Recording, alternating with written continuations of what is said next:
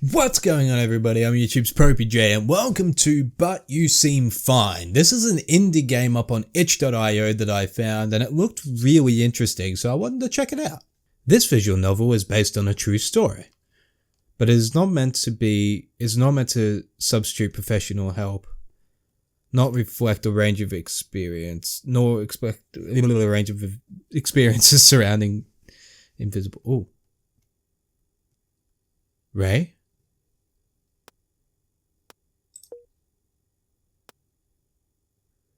This isn't how it's supposed to be.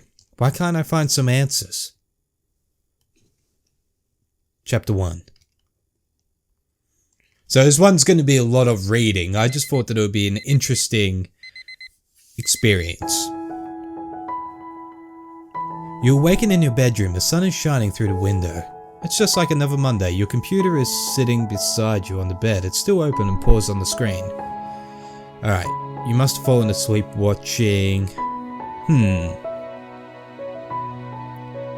a new season of Super Space Sailors? I'm going to turn the audio off. The plot has been lagging since Captain Umiko Itami of the Global Defense Squad bit the dust last season, but you never thought you would actually fall asleep during an episode. You rub some of the sleep from your eyes and head downstairs before you're even later than you already are. Okay, so this is a text adventure game, for those of you that aren't following along. Good morning, sweetie. If you had slept any longer, I would have left you to fend for yourself, but since I have some time to spare before heading off to work, what would you like for breakfast? Ooh, you can't go past a little bit of bloody bacon and eggs. Excuse me? Ray, aren't you forgetting about something? Please, would you do the absolute honor of preparing me breakfast, dearest mother? Okay, save the dramatic language for the theatre, but thank you. While Mum prepares breakfast, you pack a lunch for the day. It looks like the only option is tikka masala. Sure, yum. Mum sets your bacon and eggs on the table, and you shovel it down before heading out the door for school. Okay. I'm into this so far, the story. It was based on a real experience, which is interesting. I wanna know where that's all gonna come into play. You arrive at the school in record time. Was it breakfast that made the difference? Mum always was a killer chef, and bacon and eggs has never failed you. You're lost in the fort and heading toward your locker when you spot the one, the only, Sadie. Discuss the latest episode.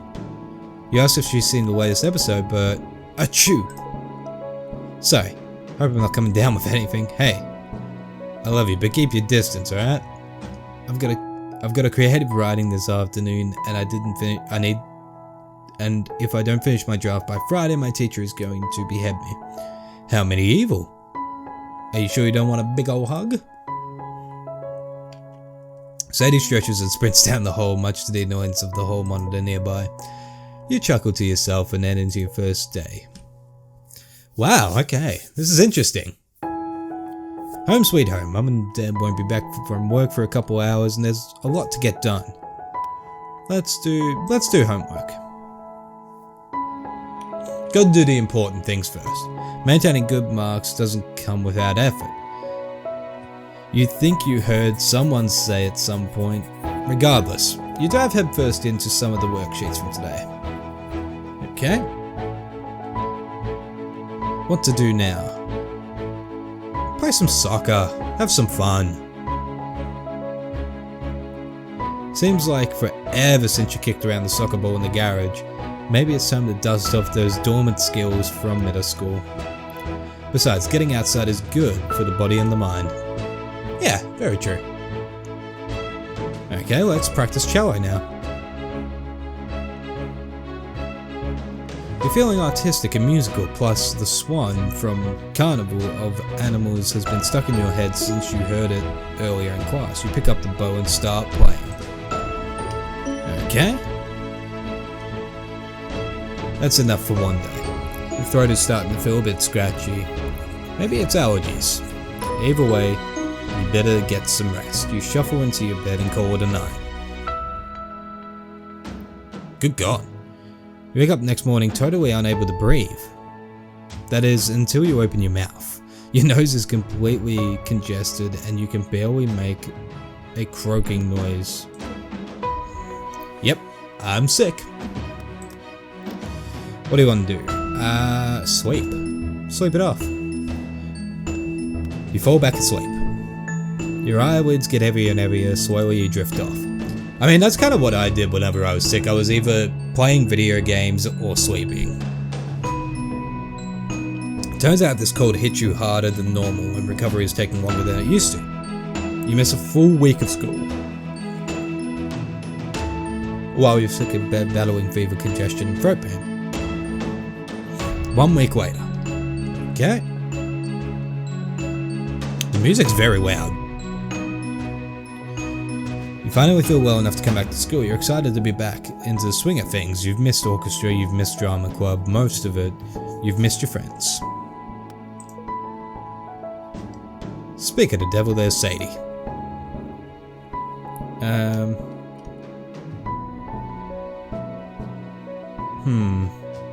Talk schoolwork, I guess? Alright, give me this straight. How much work did I miss? Where on earth have you been? I've actually started to worry. You explained how the last week of your life you spent battling sickness in your bed. Your only contact with the outside world was when your mum would come and give you medicine and soup. Yikes, but you still aren't contagious, right? No way. I haven't felt sick since Friday. I tried to text you, but kinda lost my phone. But you're feeling better? Yeah. Nothing. I just wish I wasn't so tired. You go to the rest of your classes for the day, eager to catch up on the schoolwork. Alright, school is over. What do you want to do? Yeah, hang out with Sadie. Why not?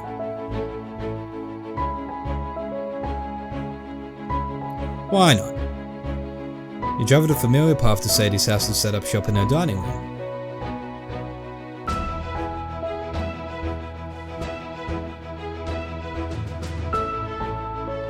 You realize that if we wanted to, we could register and become an official club with the school. Why would we want to do that? Well, we could use the classroom for meetings and maybe get more money, get some money for snacks. Excuse me, what's wrong with my lovely home? We have snacks here? Stale Cheetos don't count. Whatever. More for me. Now, help me come up with a name for this character in my story. She's a teenage princess who is also an assassin, and her mark is her betrothed prince. Ooh, that's an intriguing story. I thought your story was about space ninjas. It is. Alright, how about Alexander Hamilton? A wave of hard judgment passes over his eyes. Saul is pleading for you to just take it seriously. No, but simple and effective. I like it. The two of you laugh and work on the stories until late. When you're both tired, you thank Sadie's parents and head back home, since you are exhausted very easily. That's not a good sign if you're getting exhausted very easily at a young age like that. When you wake up the next morning, you're stuffy, have a fever, and an incredible headache. How are you sick again? You just got better, but it looks like the sickness is back for round 2. I'd give anything to stay in bed longer. There's a knock on your door. After a short pause, my mum comes in. I know you are not still in bed. It's nearly time to go to work. Right? You're not looking so hot. I don't feel 100% better. Looks like that cold decided to stick around. Stay home, I'll call it school. You want to argue. You have a ton of schoolwork and a million club responsibilities, but the thought of going back to sleep is too tempting. Thank you. Mum smiles back and heads into the hallway. You fall asleep once more.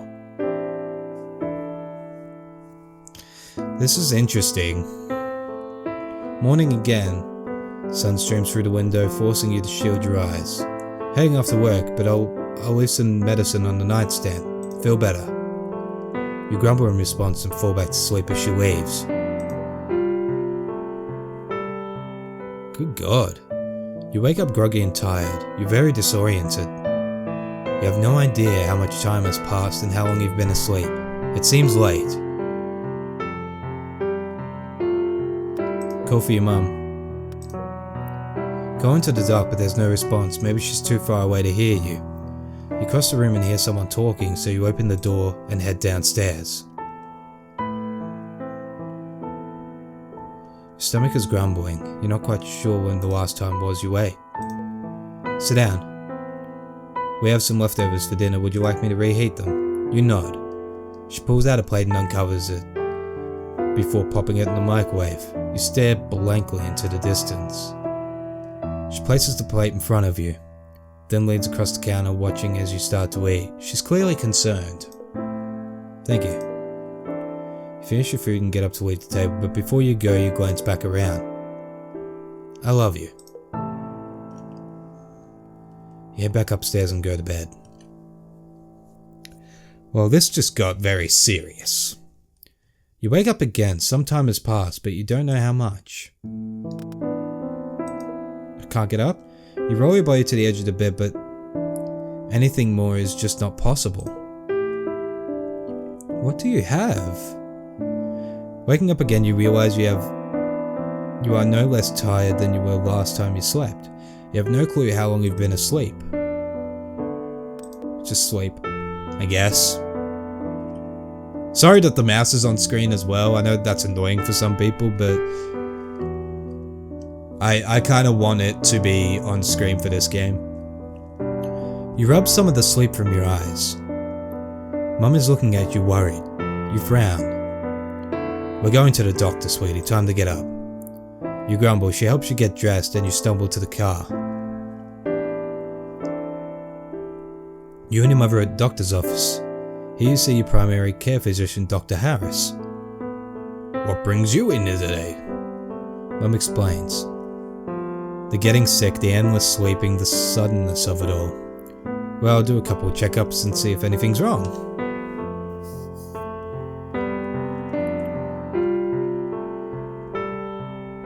He has you open your mouth and say ah. He checks your eyes, your ears, your nose. He pulls out his stethoscope and listens to your heart. He listens to your cough. He listens to you breathe. He takes your temperature. He tests your reflexes. He takes your blood pressure. Okay. He sits back. Well, nothing seems to be wrong. You've shaken the bug completely, but you're in high school, aren't you? You're 14? Maybe this has something to do with the hormones, or maybe you're just depressed. You stare blankly. Mum frowns. She's not just depressed. There's something wrong. I've never seen her like this before. I know what she's normally like, and something's not right. He sighs and scribbles something onto a pad of paper. He rips off 2 sheets. Here, 2 prescriptions. One for birth control, one for antidepressants. Maybe she'll get better. Did he seriously not believe me? I'm your mother. I know what I'm talking about. The nerve of that man. You say nothing, choosing to stare out the window. We're going to have a look somewhere else. You mumble in agreement and then nod off to sleep. Chapter 2. This is interesting. I mean, it's sad, but it's very interesting.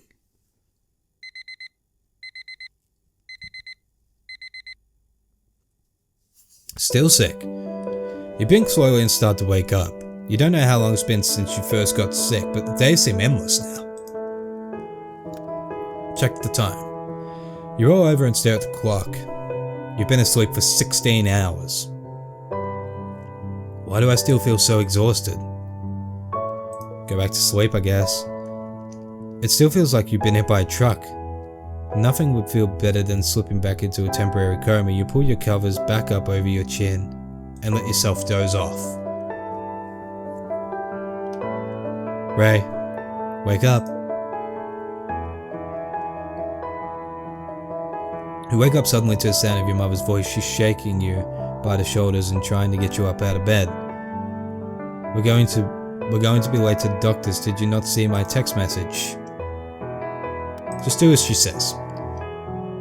Groggy, you pull your hoodie over your head and pull up a pair of sweatpants while Mum rushes you out the door into the car.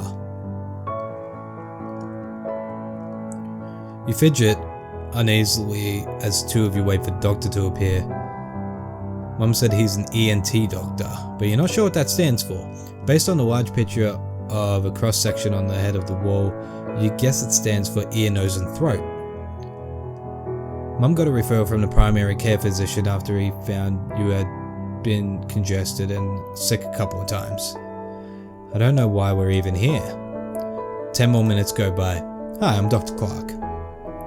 Mum goes over the same spiel that she gave Dr. Harris. He listens and nods occasionally and then inspects you for a regular checkup. Well, her ears and throat look fine. I need to take a closer look at her nose. Okay. He pulls out a long thin device. It looks like a stick. He says it's a camera. And to your great discomfort, he shoves it up your nose. Nope, not really seeing anything here. He moves the stick around. It hurts a little. But it's mostly just weird. He leans back in his chair, finally finished. You know what I think? I think she's a teenager. She had a cold and now she's milking it for all she can get. Her chart says that she's on the antidepressants already and there's not much else I can do. Look kid, you have to suck it up and go to school, even if you're sick. You know, when I was a kid, I got chickenpox and still went to school. He rambles on for a bit as you zone out. Mum stares at him in silence, but you can tell she's carefully holding back her words. When he finishes his lecture, she calmly stands up and walks out of the room. You shuffle out after her. That's a hard thing when diagnosing these, I guess. Like I would kind of expect it's a very hard thing to diagnose. Cause I don't know what's going on, but it seems either something mentally. Oh, sorry. Either something mentally is wrong or something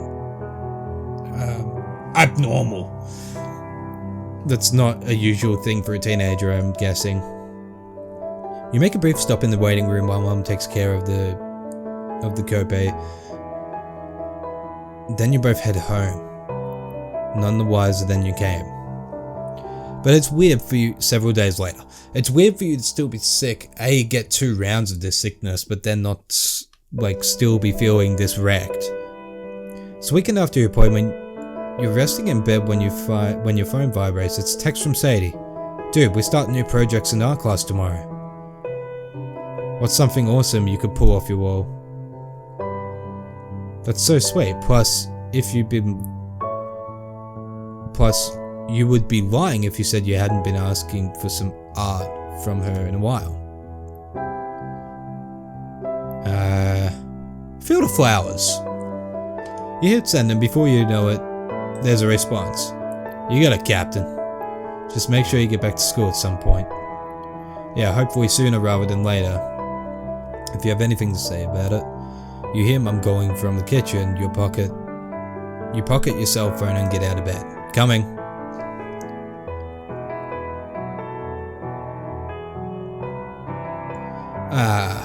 Look who came when cold. Yeah, about that. What could you possibly want this early on a Sunday? Ray, it's 2 PM. Oh. I need to bring a dish to the potluck at work tomorrow. Since you've spent the last few days in your room, I figured you might want to help. I don't know, I'm still tired. Mum sighs heavily. Alright, just help me choose something people will actually eat. Cucumber sandwiches. I'll go for the salad. Kino has been sitting on the shelf for a while. Just because your father hated this stuff doesn't mean it deserves to rot in purgatory. Grab some tomatoes and onions from the fridge, will you? Mum. Hey, it's worth a shot. You and Mum giggle as you turn back to the fridge. Several weeks later. This is intense. You and your mum have another doctor's appointment. The whole process is starting to seem a little like a cycle of missing school and getting nowhere, but you guess you'll find the answer worth it. Apparently there is a chance that the whole energy issue is a problem with your heart. So you go to a cardiologist. The doctor listens to your heartbeat and your breathing. It seems alright, but let's do a cardiogram and a heart ultrasound just to make sure. You lay down on the table. Tech attaches 20 different electrodes to your head and chest for the cardiogram. You lay there and feel like a potato battery. After a few minutes, you're ushered into another room for the ultrasound. You take off your shirt and the tech pushes down on your chest with a device covered in cold gel. She keeps looking at different angles and it hurts your ribs. You wince at the pressure and squeeze your eyes shut, trying to go somewhere else in your mind.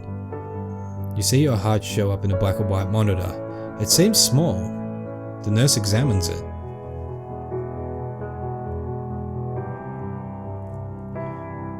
Well, you have a teeny tiny heart murmur. But it's really small. I don't think anything to worry about. Definitely not the issue here. Great, another dead end. Your phone lights up. It's a reminder of the character. Find monologue for fall play auditions. Damn, you really want to be the lead for that, but you haven't had time or energy to prepare or anything. Maybe you'll feel better about next week and you can get something. There's also a text from Sadie. You, me, Super Space Soldier Marathon this weekend. We could finish the whole season if we non-stop watch it for 24 hours. That'd be so much fun, but you know, you just don't have the energy to get to Sadie's place, let alone stay up for hours on end. I don't want to ignore, because that's so rude, so you send the text and tuck your phone away, staring out the car window. His doctor's appointments are wearing you down. Not sure if they're even worth it anymore. But you wish you had the answer. Do you keep searching? Yes. Of course, we've hit the dead ends, but someone's got to come up with something. Sure, they're about apples, but maybe the next doctor will be better. Several weeks later. God damn, so it's like she missed all of this period of school. God damn. You're looking fine. Everything seems kind of peaceful. Weird, you glance at the clock. 8:48. This is not bad for your 9 o'clock class. There's no response. She must have left for work. You grab the nearest article of clothing and sprint into the bathroom. Maybe if you hurry, you won't be that late. Arriving in class a solid 25 minutes late, you save me back down and pull out your notes. The rest of a genuine from booking it to school has got you wired. As fast as you can, you start scribbling down notes on the whiteboard. Okay, adjective, noun modifiers. They describe a noun, adverb, adjective, verb, and other adverb modifiers. Examples include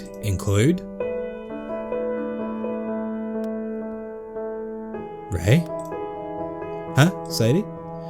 Dude, it's time for PE. Wait, what? Oh god.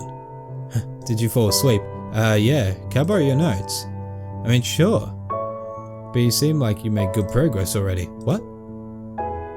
You look at the notebook in front of you and sure enough, there are lines of notes written down on the pages, barely legible, but still there. Did I write these in my sleep? Oh gosh, that is like a superpower. I would kill to be able to do that. You're not sure how you feel about that statement, but you brush it off. As weird as the nap was, it gives you enough of a boost to make it through the rest of your school day. So something's definitely wrong several weeks later again. Are you sick again? Yep. Mum got a recommendation from the holistic doctor, Dr. Worth. Alternative medicine, blah blah blah blah. His office is very nice part of town. It's hard to find parking. As you walk in, you notice the office is covered in pillows. His Harvard degree sits in the wall in a nice frame. He listens to the spiel. He says that he has some issues about what might be going wrong and orders some blood tests. You go to the section of the office with the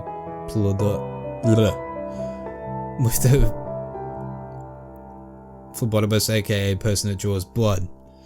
She pulls your hitty sleeve up, ties your arm off, and disinfects the bends on your arm. She tells you there will be 11 vials of blood. You nod, slides the needle in, and you don't look. After the blood is drawn, you meet your mum at the front desk. Apparently the doctor recommended some specialty supplements he sells in the house. You watch as the price tag climbs each additional bottle. You find out, of course, they're not covered by insurance. Mum pays the price and you head home. That's hard. That's really hard. Several days later. Spend the next week downing extra supplements, vitamins, minerals, weird powders you mix with apple juice, you name it.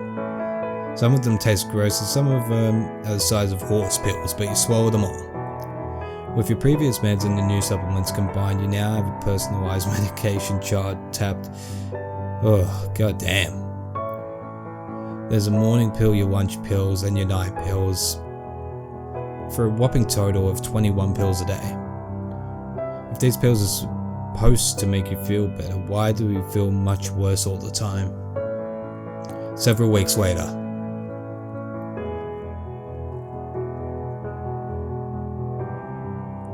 Alright, what you got? You and your mother are back at Dr. Worth. He pulls out some pieces of paper. They have your name at the top as well, a bunch of tables with all sorts of numbers on them. Do you know what these are? A chart of some kind? Right. It shows a high level of liver enzymes. He drones on a bit about certain activities have side effects and that this is evident in many ways. Teenagers often fail to realize that the stress they place on their bodies has lasting effects. Seeming cool is more important than their health. Wait a minute. What? There's no easy way to say this. Your daughter is sniffing glue. What? Excuse me? I'm not. Honestly, the absurdity of the proposal shakes you more than the willing to admit. You rake him the drug he's getting high at the dumpster after 5th period. Maybe if you planted the rumor in school, you could gain some street cred. Except for the fact that a total of 0 people will believe it. I understand that it's hard to hear, but catching it early is the first step to recovery and intervention. Mum cuts him off standing there. Thank you for your advice. Good day. Uh-oh. Mum is overemphasizing her sentences. This isn't good. You follow her out the door, leaving Dr. Worth shaking his head. Well, he seems like a bit of a prick. The silence is palpable. I'm not sniffing. I know. Because I would never. I know. Great. What a complete and utter waste of time. Your phone lights up. It's an email from Mr. Jefferson entitled, "See me for exam score." Crap. Only time that he asks students to see him is when they're failing. There's also a text from Sadie. "You're not dying, are you? Someone at school started the rumor that you were dying." It's Karen Murphy, so of course I don't believe her, but still. You would tell me, right? Ah, Karen Murphy. If I had the mental energy to be mad. Alright, not dying, just sick. Talk soon. Send the text, put the photo away, going back to look out the window. Well, so much for this doctor being better than the rest. In fact, this doctor may have even been worse. The only thing these doctors have done is make assumptions about who you are. Yeah, that's hard. Why can't someone just tell me what's wrong with me already?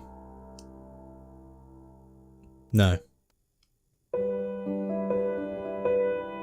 These people had to prove to the constant disbelief from these professionals. You're just exhausted. Several weeks later.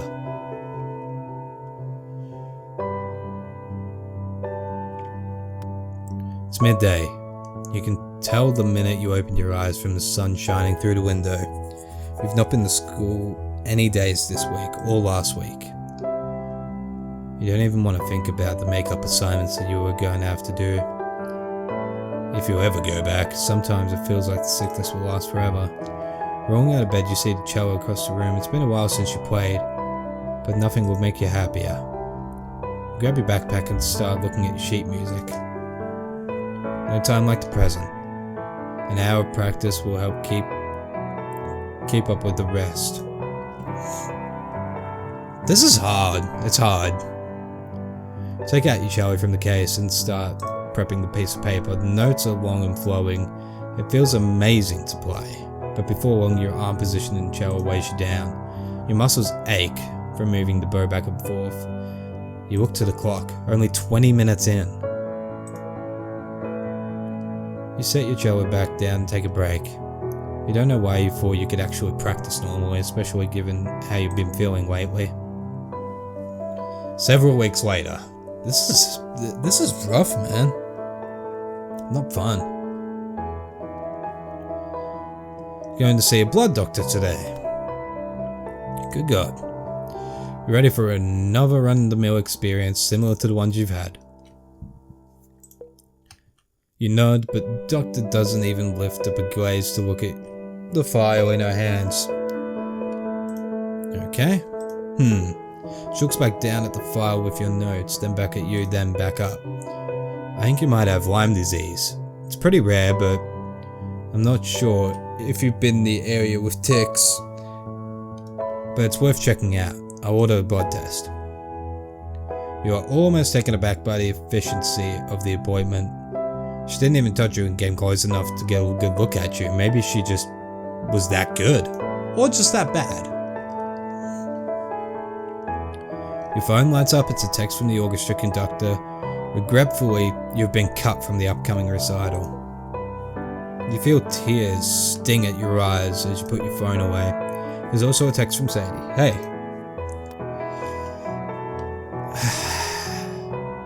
I'm ignoring that one. You tuck your phone away and stare out the window. Try not to think about how much you wish you could play at the recital. Today was a complete bust. No. You're done. No more doctors, no more misplaced hope. You're going to live your life on your own terms. Several weeks later.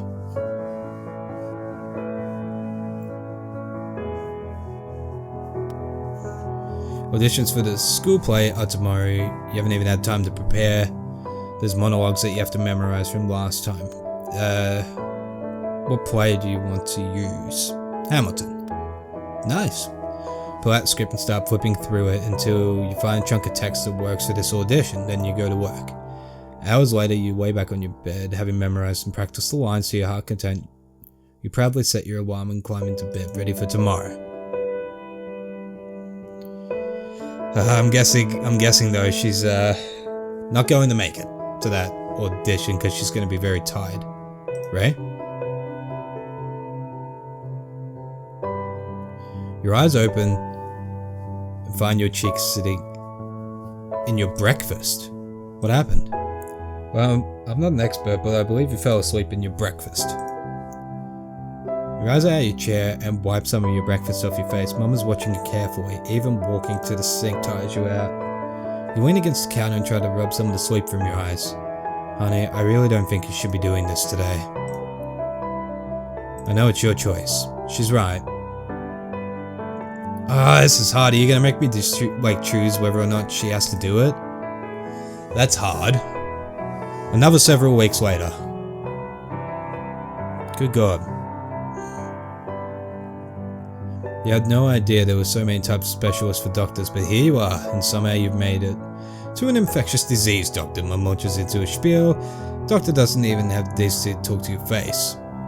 She talks over your head directly to your mother, showing a series of sheets and charts and graphs on them. Rude. Mum notices your expression. So Ray, what do you think of all this? Turns to give you an obviously, oh, don't worry about the fine details. I'm sure they'll go over your head anyway. You sit there taken back. She turns to Mum. I may be a big kid, but I'm not stupid. You sit there fuming while your mother smiles at the doctor. Dr. Lee thinks you probably have something, not an infectious disease. Yeah, I could have told you that one. Despite the lack of infectious disease, she writes you an official doctor's note to excuse you for the amount of school you've been missing. The second the appointment is over, you beeline out the door.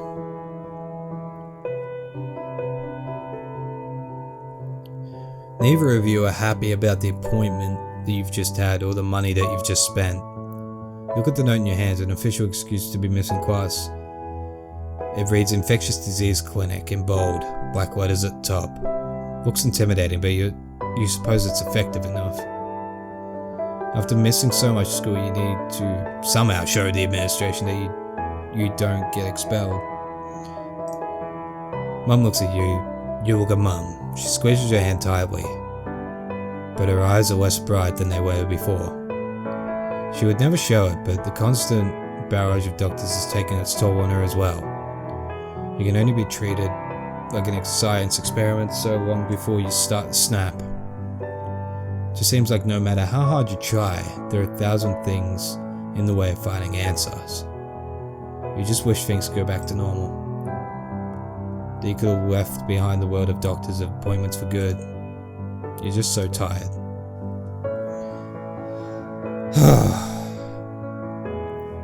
Alright, you know what guys, I'm gonna leave this here. There's still a little bit to go, but I don't want to do it all in this episode, and I feel like we've taken up a lot of time with this episode today, so I'm gonna leave it here. Also, I don't think the developers want the full game to be out on YouTube and stuff, as it's early access, so I do want to kind of be kind to them and kind of just let other people continue the journey on their own from here. So I am going to leave this here. It's interesting. It taps into something very interesting, where you have doctors jumping to conclusions based on looking at them and personality wise that this is what they're going to have. I don't know, it's an interesting topic for sure. And I think that they've handled it very beautifully. But anyway, I am going to leave it here. Thank you guys so much for watching. I hope you guys got something out of this. Don't forget to give this video a thumbs up. Don't forget to favorite it. Don't forget to subscribe if you've not already, guys. Helps me out a lot. There are links to my social medias in the description box. And as always, if you like what I do here, you want to see more, check out DLive.tv/popeyJN down below to join us on our live streams, which we do pretty much every day at noon Australia time. So if you want to see me live, interact with us live, DLive.tv/popeyJN, or you can join our Discord. We have a Discord up and running for all of you guys to join, with video suggestions from you guys for the YouTube channel, stream suggestions for our streams over on DLive. So be part of the community, guys. The link to that will also be down below. But thank you guys. I hope you're having a fantastic day wherever you are in the world. And until next time, I'm YouTube's popeyJN. Peace out. There are many miles left, and there's a lifetime we can spend. We will walk this road until the end. I will walk this road with my best friend. We will walk this road together till the end.